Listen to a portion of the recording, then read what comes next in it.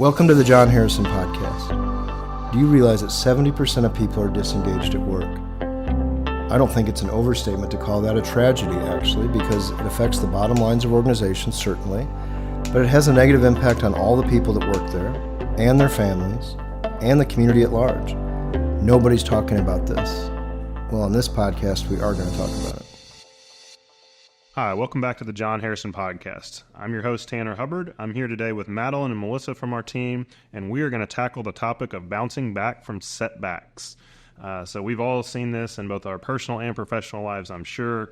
The situation, other people, whatever it is, but things that have caused us to get in a lull or a slump or maybe be bitter about things, whatever the reaction is. But there's all kinds of potential issues that could cause us to feel set back at any given time. And so we want to talk about that, both from the individual perspective. What are some things we think you can do that we've seen in our own lives, but also from a holistic perspective, what should an organization or leadership decision makers try to do to cultivate that kind of culture that can encourage employees to bounce back from setbacks in a healthy way. So to get into that, let's talk a little bit just from our perspective, maybe some setbacks we've seen. We don't have to solve it all right now, but just, again, whether it's professionally and personally, but something that was difficult to overcome or, some unexpected change thrust on you that maybe put you behind the eight ball, so to speak. So y'all's thoughts on that. What issues have y'all seen or setbacks you've encountered in your life? This was a fun episode to kind of think through because we had to think about our mistakes and the things that, we've had to go through. And I had a really interesting one it's probably been 2 months now, but it was a hard day because I had spent all day, a whole 8-hour day working at my computer diligently on this presentation. It was like I want to say like 200 slides that I was designing. I was like attaching notes to each slide. Making them look beautiful. And I had all these transitions. It was like a lot, but I was doing it and I was on my last hour of finishing. And I had been saving it the whole time. So I'm a video editor. I know about Control Save, or Control S. I'm just constantly saving it. But for some reason I get up, walk away, come back maybe 30 minutes later, and it was not on my computer anymore. It had just kind of crashed. So I was like, okay, no big deal. It's saved on here. I pull it up and it tells me that it's corrupted. The file is just gone. So that was a huge setback for me. I remember I was I don't know if I called you, Melissa, or I was picking you up from your house to go do something afterwards. And I was just I'm sorry, but I just cried for an hour because this was the worst thing ever, And so, that was hard. And of course in the moment, our emotions are just, no matter what kind of setback it is, the emotions are just frustration and what could I have done differently? You just start thinking through all the things, and it's frustrating too because you want to get that thing done, but you're going to have to, in my case, I was going to have to redo the whole thing. And so now looking back, I'm not really sure what I could have done differently because I was saving it, but I just know how my brain works and how I feel accomplished, and I feel accomplished whenever I get things done off my checklist. And so even though I feel part of the advice I want to give is take a day, I just knew with my personality, I didn't want to take a day. It was fresh on my mind. I wanted to get it done. So the next day I picked it back up. But I will say that is one advice. If you feel like you need to take some time before you tackle whatever it is you're doing, in my case, was a presentation, then you should, but just knowing yourself and knowing what is going to make me feel good about this again. Of course, if the emotions are high, take some time. I took a night and then I jumped back on it. I don't know if that was the right thing, but looking back on it now, yeah, that was a hard thing. Well, I've had that in my own, and I feel like mine's so minor to that, the one that I can think of right now, off the top of my head. But that's usually the reaction, right? Anytime you run into something, you start asking yourself the questions of what if, or, what could I have done different, like you said. And I don't know, we become our biggest critics, at that moment because In this case, like if it's something that's totally relied on us, I know Melissa will talk about here in a little bit, like sometimes the setback isn't even your fault, or it's a team effort, or it's a company initiative or whatever. So that has a different range of emotions, but especially when it's something you feel like you should have or could have prevented. Yeah. I'm the same way, just over analytical. And that's what happened. And it's just a funny one, because I remember telling y'all this the other day at one of our sessions, just in the back of the room, but, just because it sounds so dumb because of my analytical personality, but I was meeting with a client to go over some survey results. It was actually a large client that had multiple departments involved. And so I had multiple meetings with these different kind of department heads over a few weeks just to talk about their areas of results. So anyway, it was, I was going in for one. I'd already had one meeting and there was some more coming up. So it wasn't even that. I wasn't that nervous going in. I felt good about, what I was going to coach him on and talk to him about. But somewhere in there, the feeling just like this was another meeting I was going to, I had the results pulled up on my computer. I packed my computer bag. I show up at the client's location and my computer wasn't in my bag and I had not stuck it in there. And like, again, you got to know my personality here. I was like, you've got to be kidding me. Like, it's the one thing you need to do a presentation is your laptop.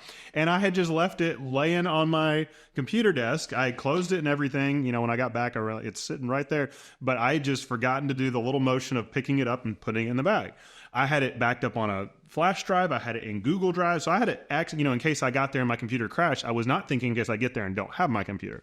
So anyway, so I am like in the moment, I'm like, I want to beat myself up. But I'm like, I have to do this. And so I just kind of, and I wasn't trying to be phony at all, but I kind of just like played it off like, hey, I was just going to use y'all's computer here with this flash drive, but that again showed me why I should have had it, because there were some issues with their internal network server trying to get on and security stuff. Anyway, got it all worked out, went through it. It was just a little bumpier than it should have been. But I know exactly, like you were talking about, Madeline, driving home from that meeting, I was just like beating myself up. Now I'm going to create a checklist before I leave the house every day. And I'm like, okay, I'm not really going to do that. But, like, it's the emotion in me. Yeah, that's like, a Tanner thing. I'm going to that will never happen again, because the whole world's going to end if that happens again. And that client doesn't even remember that happened, right? They don't even care. It wasn't a big deal. Again, we were able to resolve the situation. It wasn't like I left them hanging that day, but it did take a little extra time and it wasn't as clean, as it should have been, because I had forgotten something. But I think the key thing to remember in those emotions, Madeline, you hit it very well, is take the time you need to flush it out of your system, so to speak, but then don't stay there, right? It might be tomorrow, it might be next week, depending on the severity and the level of it, but move forward, take that next step. And maybe if it is a big thing, maybe you do need your checklist, right? If it's some big thing that you want to make sure never happens again, you do feel like you could prevent. But a lot of times setbacks happen and nothing really could have prevented it, if that makes sense. Even in our personal life, we all are human. We all make mistakes. So you're never going to be able to do it perfectly. So I think it's knowing how to recover from that is a really important skill set, because you're going to need it at some point. I do, like I said earlier, I want to pass over to Melissa. I know from your kind of corporate HR background and the teams of people you've worked with before, I know you've seen this on a bigger level where it's not always just the individual. Sometimes maybe it's a team failure or a company failure that causes a setback. Yeah, Tanner, I think that's the first time I think I've ever seen you turn red in telling that story. Yeah, I know. Well, that's the only mistake I've made in 7 years. No, I'm kidding. I make mistakes every day, but I'm known as the perfectionist because I'm very beaver personality and all of that. So yeah, admitting to mistakes is hard. Yeah, so I am going to come at it, I think, at a little bit different angle, but more holistically on the approach of culture, if you will. So, if you are on a specific project team or you are leading a team of people or, anything of that nature, how do you treat those employees when they have a setback? So are you encouraging? Do you treat that mistake as an opportunity to learn? Do you help them evaluate where they misstepped? So those are some of the things that I think holistically and to help support the culture and the values that have been set forth can be cultivated within groups of people. Another way that you might look at that is like even from performance appraisals and hiring processes. So, if you have a hiring process and you're following it and you've made a bad hire, how do you recover from that? How do you address that with the individual or even the team of people that are doing the interviews, whether you're doing one-on-one interviews or group panel interviews. You might want to take a step back, dissect that, understand what it is that you're asking and what you're looking for in a culture, in a candidate relative to your culture. In terms of performance appraisals, do you treat that as an opportunity to give critical, constructive feedback and have some real dialogue through those discussions?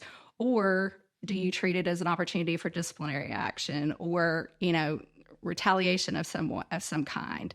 I think those are the real questions to ask yourself, and just take an opportunity to identify those past challenges and what it was that they did and how you can help them recover from it. So, I just think about it, I guess, more on a holistic perspective, because honestly, I've never really made any mistakes to talk about. No, I'm joking. But I do think about it, I think a lot from a big picture standpoint. No, I think that makes sense. And I do think you kind of alluded to this, but one of the just human nature qualities we have that isn't so great is anytime we have a frustration, some sort of setback in our lives, especially in a company perspective, it is so easy to blame other people and to point fingers and not take those healthy, holistic steps like you were saying. I really think this is even harder than deferring praise or credit. And I think that's hard as well, right? But we all kind of know that. Well, deflect praise to your team and, encourage other people and, don't just be the egotistical, like, oh, it was me, me, me. Most people would agree that that's a good way to, to have friends in the workplace is to not, soak up all that praise necessarily, but, divvy that out to your team. But I think the harder side of that coin is when things aren't going well. Are you soaking up the, frustration potentially, especially if you're in a leadership role? Are you able to sit with that without lashing out or dealing with your frustration in a healthy way? And that is so difficult because we don't want to, because to be honest, like we probably are accurate in that it's not only our fault. So we don't want people to think it was only our fault, but it's so easy to start pointing at departments or people or whatever to make sure everybody knows it wasn't just you, to kind of save our own skin. One thing I think about too, is particularly like in the example you gave, well, actually both of you, is the component of self-sabotage, right? We all have this human component about ourselves that we want to do well, particularly if we have a certain passion about something.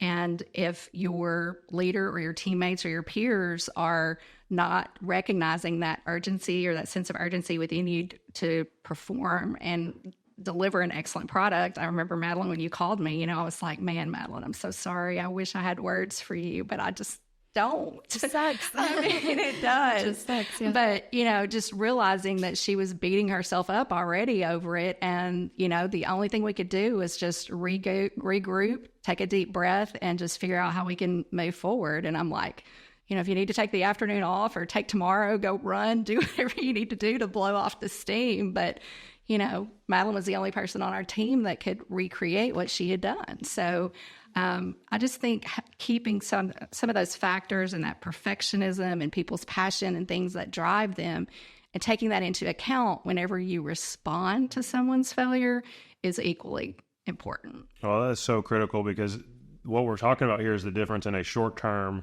reaction and like a long-term culture that you're trying to build. Because in the examples we're talking about, right, nothing in the moment was going to fix me not having my laptop or the presentation crashing. Like, even if there was things either one of us could have done better or differently to avoid that in the moment, nothing was going to fix that. And I think that's the despair and the hopelessness we feel sometimes, and that's where we just start lashing out or sending it out to other people instead of realizing, okay, let's hold on a minute.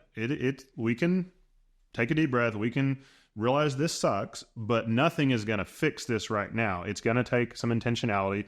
In Madeline's case, you're going to have to redo the work. Even if somebody else could have done the same job you could have, they still would have had to recreate the work. So nothing's going to fix it now. So how, like you were saying, Melissa, are we responding to it in the moment that makes this positive moving forward? It helps you get where you need to go. It helps your team get where you need to go so that you can better handle this, use it as a learning opportunity and not just like a gripe session. But another kind of part of this I want to ask y'all about, and I'll bounce it back to you, Madeline. It can be the example you talked about with the crash presentation or just anytime you've seen yourself deal with a setback. How, you mentioned reaching out to Melissa as a colleague, but is there other, whether it's spouse, family, friends, whatever, but how do you kind of get through those tough times or kind of get back on top, so to speak, when you've fallen down or however you want to say that? But what's the value of other people's perspective in your opinion? Yeah. Well, in particular with that situation, I do remember Mark, my husband, was home. And so I first went to him and I like brought my computer and I'm like, help, and he couldn't really fix it. So then I sat and I did cry a little bit. But he was very, it was nice that he was home and was able to like be like, it's going to be okay, and then calling Melissa, she was my second. But yeah, like you said earlier, Melissa, sometimes going for a run is great. I know I just have some great girlfriends that I can rely on outside of work that I can call and be like, hey, I just need to get out of the house. I'm frustrated after work. Can we go walk on the walking trail? Doing something active is always great.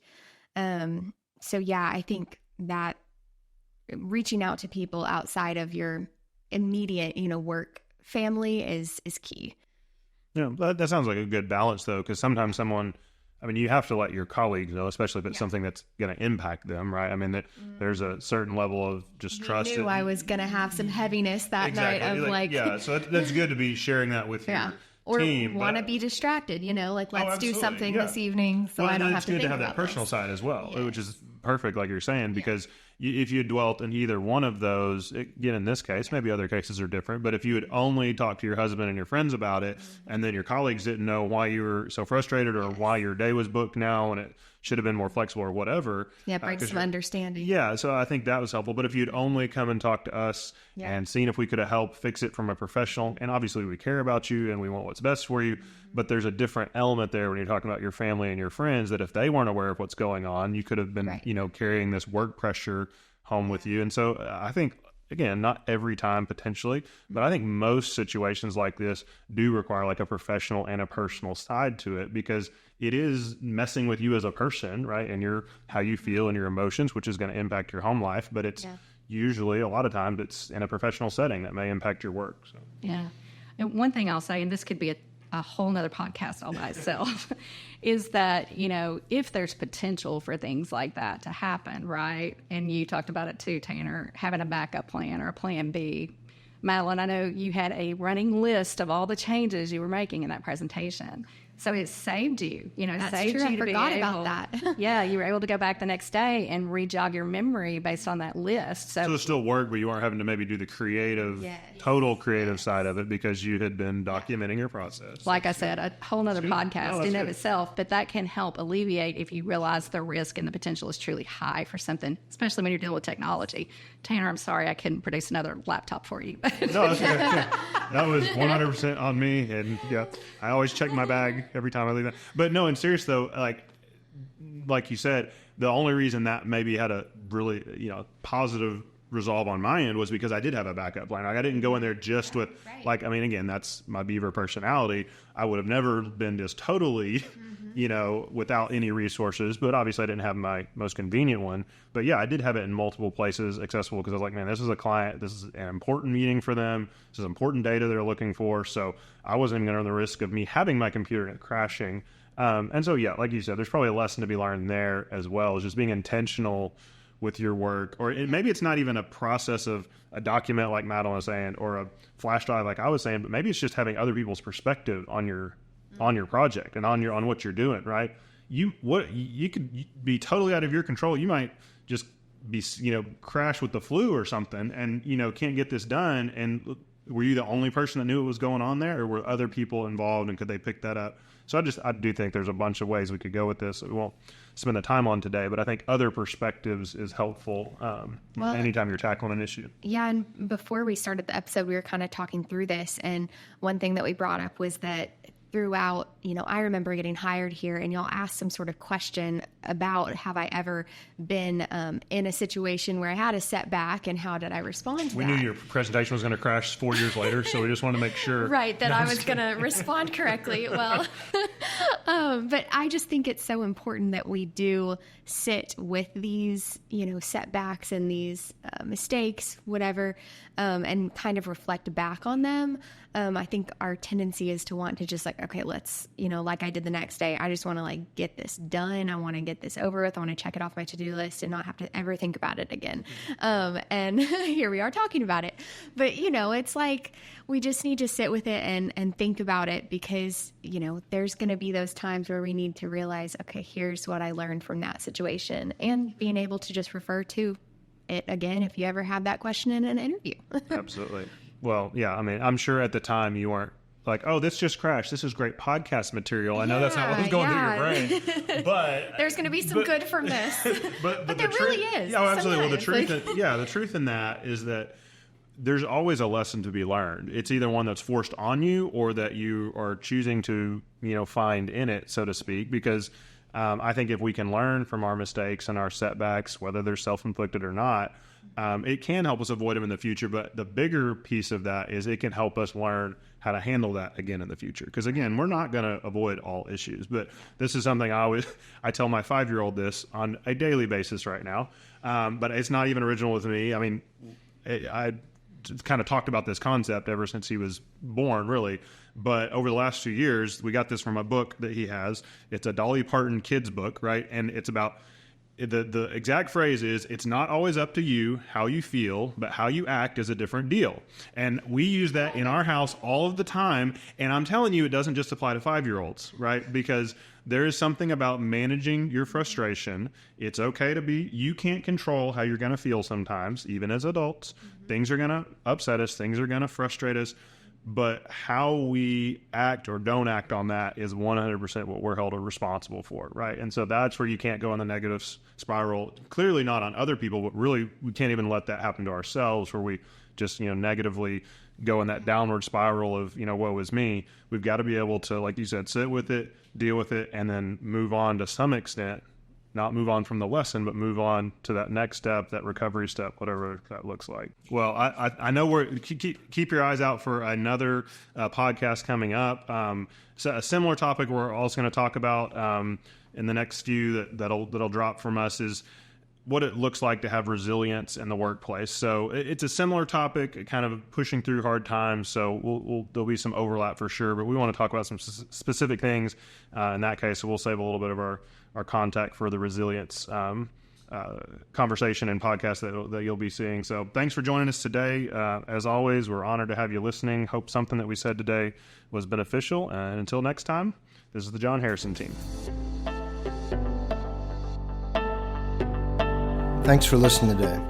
If you have any questions or thoughts about today's episode or even ideas for a future episode, you can contact us through our website at johnharrisonvip.com or follow us on any of our social media platforms.